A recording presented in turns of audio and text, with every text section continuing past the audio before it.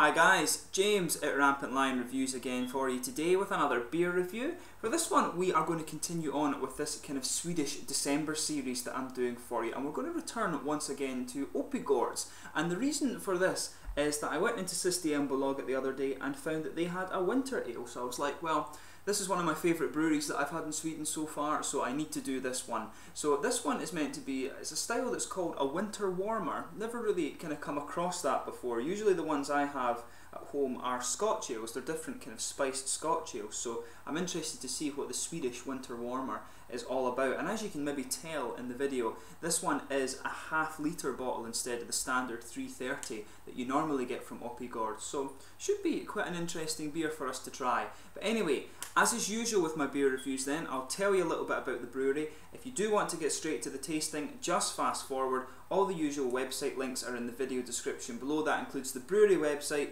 the link to my other reviews that I've done from Oppigårds, and there will be more added to that in the near future, and also all the usual social media, Facebook, Twitter and Untappd. Feel free to connect with me in whatever way you wish. Always interesting to hear from you guys that are watching the videos, and to my Swedish viewers, apologies first of all if the pronunciations aren't quite right. I'm still learning Swedish since I've moved here, and also please let me know some of the other Swedish beers you would like me to have a look at. Always interesting to try new beers, and I've been really impressed with the standard of the Swedish things, especially from people like Oppigårds. So anyway, to tell you about the brewery, Oppigårds was founded in the early 2000s in a little place called Hedemora, and this is to the northwest of Stockholm, actually quite close to Borlänge and to Falun as well. Falun, of course, the home of one of my favourite bands, Sabaton.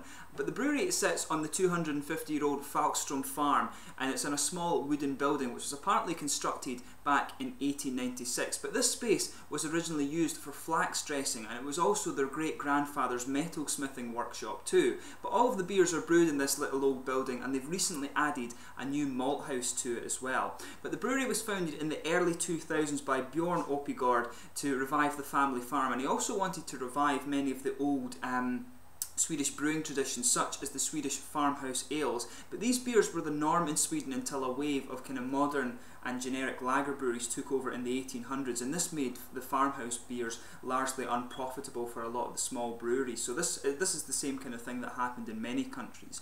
But the brewery has become very popular over the years, and it's also allowed the Falkstrom family to actually make their living on the farm, as they've done since the 1700s. But in their first year they produced only about 8,000 litres of beer, and they sold it locally, but now they're producing well over 1 million litres of beer per year. As I say, these guys are probably one of the more popular and quite well known Swedish craft breweries, and I think they're actually starting to get to quite widely export their beers. I've seen a couple of people from the other UK YouTube reviewers reviewing some of their beers, but I'm not sure if they've been sent the beer or if they've found it themselves. But Oppigårds, I think, are probably one of the ones you're most likely to see from Sweden outside. Some very, very good beers in my experience so far. So just to list a couple of those other beers for you, this is their main range. They've got the Amarillo, which is supposed to be one of their best beers, the American Dark Ale, the Dark Lager, Easter Ale, Everyday IPA, Golden Ale, Indian Tribute, which I've reviewed for you already. The Lavish IPA was a limited edition one, which was absolutely beautiful, and I think that was the last one I reviewed for you.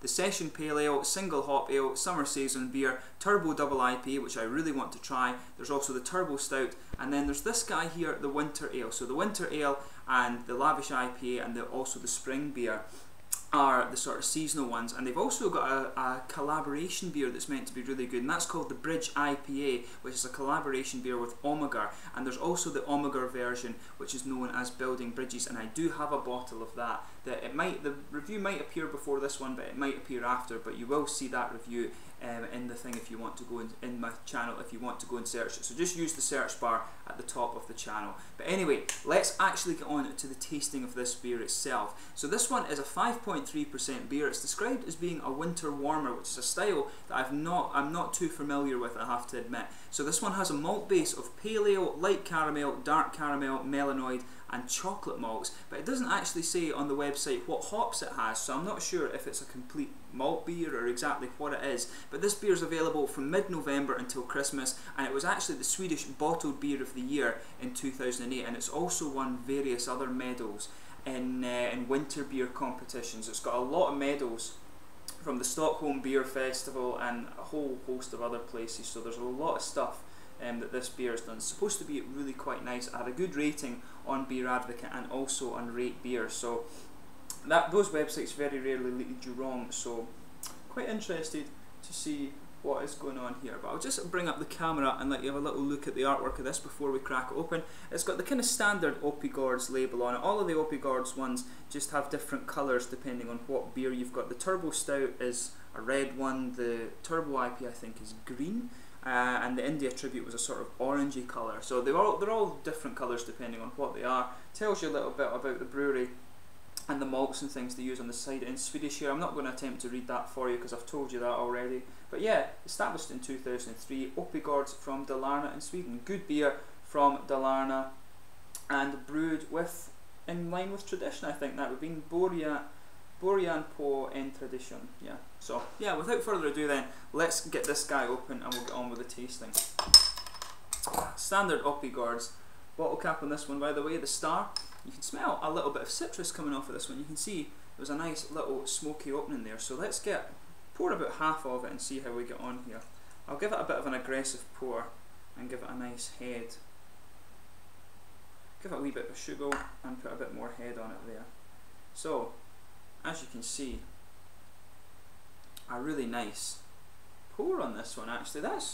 I'm surprised. You can see how kind of red, to me it's coming across, if I'm shining the light through it, it's actually, if I put it over here you can see it as well, it's actually got a nice red tint to it. It's a very dark red coppery amber, and it is, I'm not sure how well you can see that with the camera, but you can see there, you can see it there, you can see there's a good transparency to this beer actually. It looks really quite nice actually. I wasn't expecting that colour of the beer just looking through the glass actually, so it's probably a nice sort of dark cherry wood red or something like that. That's probably a good way to describe it, a very dark reddish colour. If I put it behind the light it gets a bit more of a coppery tint to it, but yeah, I think a dark red cherry is probably a good thing. It reminds me of the colour of the Gibson guitars actually, the Gibson SGs, the heritage cherry that they put these things in. But yeah, really nice looking beer. As you could see, there was about a half finger of a frothy kind of creamer sort of ivory coloured head on this one. It looked very nice. That's just fading away to be a very thin foamy layer. There's a good little bit of carbonation visible in this one, a lot of small bubbles, but a few bigger ones sticking towards the side of the glass too. So let's give it a smell and see how we get on. So it's quite interesting because it smells quite spicy, but at the same time there's a good little bit of hoppy character coming out of this one. So there's a lot of caramel malt in this one, and I would say there's quite a bit of toasted bread. And that bread, there's a kind of biscuity, grainy character to it. It's not quite rye bread, like a lot of these winter beers you get can smell quite like German rye bread. This one definitely has more of a kind of spicy character, maybe a little bit of cinnamon or something, maybe cloves. Yeah, cinnamon and clove spice a little bit, but that's fairly mild. It actually comes across as being a bit more of a kind of dusty and doughy bread. The spice is just more of a mild component in the aroma, I think. But there's quite a bit of sweet caramel in this one, and when it's in the bottle I think you can actually smell a good bit of hoppy character coming off it too. But it's not the most pungent aroma you're getting from this one, it's actually quite mild. Sugar it up a bit more. There's hoppy characters come out a little bit later as well, and it's quite a grassy hop, but there's a good bit of earthiness comes out of it too. Yeah, you can't really get much in the way of fruitiness. If anything, there's a little bit of an orangey fruit character from it, kind of citrusy note, but yeah, it's mainly a nice big bready character, some biscuity grainy elements to it, a little bit of spice, as I said, a sort of, how do you say, a sort of cinnamony or kind of clovey spice that comes out of this one. I was losing my words there. But yeah, as I always say, before you try your beers, give them a bit of smell, but this one is it's got a nice caramel malt base, slightly toasted, bit of biscuity grainy character to it, big and bready, but some kind of grassy and earthy hops, just a little hint of fruity character too. So without further ado then, let's get stuck into this guy. 5.3% winter warmer beer from Oppigårds in Sweden. This is their winter ale. Skål!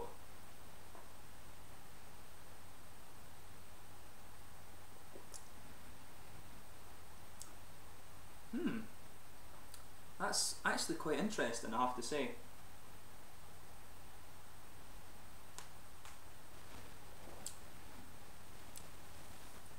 yeah, there's a good balance between that actually. I think they've got a good balance between the sort of earthy hop characters and the malt base is, to me, maybe my palate just needs a bit more time to adjust, but it does come across as being quite nice and spicy, typically what you expect from a winter warmer beer.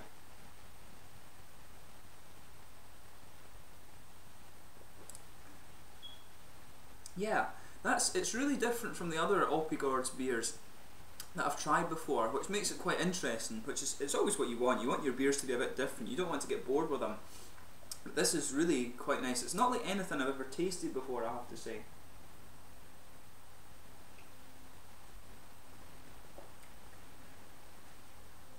Yeah, it's really unusual. I mean, they were saying there's some chocolate malts in here and some roasted malts and things, and you can get all of that.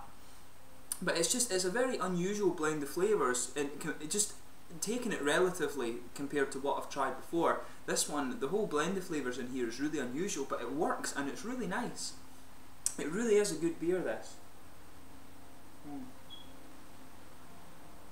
You can probably hear the street sweeper going past my window downstairs at the moment, but this is a really, really nice beer, I have to admit. So in the middle of the palate, you're getting just a blanket of a nice red, and not a nice roasted bready character there. I can't speak this morning, but you're getting a nice roasted bready character, and that just blankets the middle of your tongue there. There's quite a bit of a spicy character on top of there. It's kind of cinnamony or clove spice, but it's a little bit more roasted. There's a bit of the spicy character is coming from the roasted aspects of the flavour of this beer. But really nicely done. It's very, very different from what I've tried before. At the back corners of the palate, you're getting a nice kind of earthy, the hop bitterness in this beer is actually quite lasting, and what's interesting about it is that it's quite an earthy hop bitterness. Usually I find the earthy character kind of smooths out as you come forward, but the earthy character is actually remaining quite bitter as you come forward from the back corners of the palate on this beer.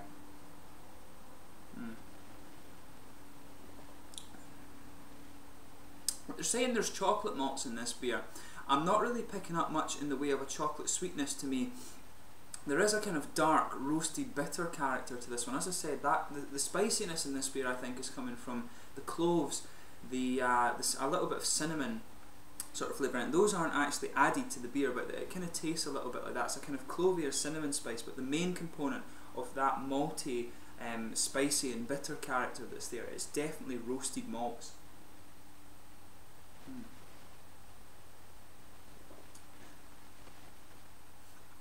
There is an element of floral character to the hops in this beer as well. As you come round the front of the tongue, there is a kind of florally and kind of grassy flavour that comes out of these hops. It's really nicely done, actually.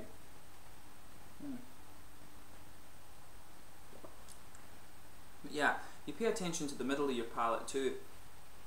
What's interesting about this is that the caramel is there, but it's not too sweet. Again, it's very, very roasted. And the interesting point about this beer, as I said, it's only 5.3%, but the whole spicy and roasted character that this beer has does make it very, very warming. And most of the winter beers I find at home, usually when they say it's a winter warmer, they mean it's going to be like 8 or 9%. But these guys have managed to do something here that's 5.3, so you know it's roughly about the normal strength, but it does have all the aspects that even just the flavour, just the actual impact that this has on your palate makes it a winter warmer beer. So I think that's a pretty cool achievement, I have to say.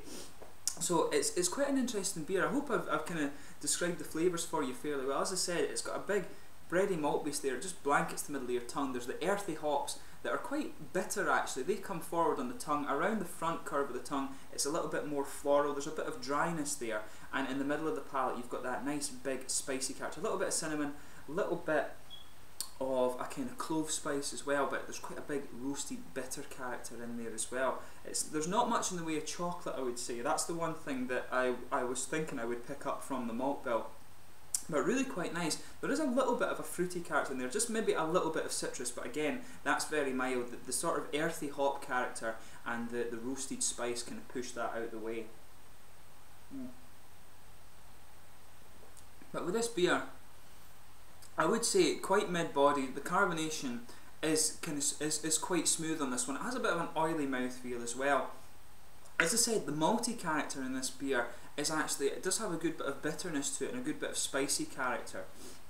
But the other thing that's interesting is the bitterness that's coming from the earthy hops. Usually the earthy hops I find are quite a nice and smooth character, but these one, the earthy hops in this one blend together quite well with the floral aspects, and the hop part of the beer is quite dry and quite bitter. So I have to admit that I have quite enjoyed this beer. It's something really different from what I've tried before, and I wouldn't hesitate to try it again. As I said, I think what's cool about this beer is the fact that they call it a winter warmer, and it really is just the flavours of the beer that give it that impression. It's not the fact that they've made it 7 or 8%, something like that. They've kept it at the normal percentage, and they've managed to do it just with the flavour, so I think that is pretty cool. So yeah, this is another really cool beer from Oppigårds. One of the more interesting ones actually. A lot of the other ones taste brilliant, but they're kind of what you would expect. This one is something a little bit more, it's kind of more like taking a step into the unknown for me, if you like, and maybe that's just because I've not tried many of these beers. But if you want something a bit more unusual, then I'd probably recommend this beer to you from Oppigårds.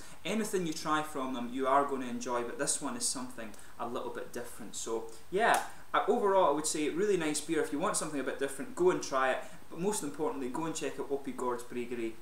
Very, very good brewery, one of the best that I've encountered in Sweden so far, and I will definitely be reviewing the rest of their beers. But I hope you've enjoyed this beer review. As always, please let me know your own thoughts on this beer in the comment section below. And until the next one, please like, subscribe, share, all the usual YouTube stuff. I hope you're enjoying this kind of Nordic December series that I'm doing for you. Mainly Swedish stuff, but a few other things kind of thrown in there. So I hope you're enjoying it. Until the next one, please like, subscribe, share, follow all the stuff on social media, and I will catch you soon with the next beer review. Slàinte.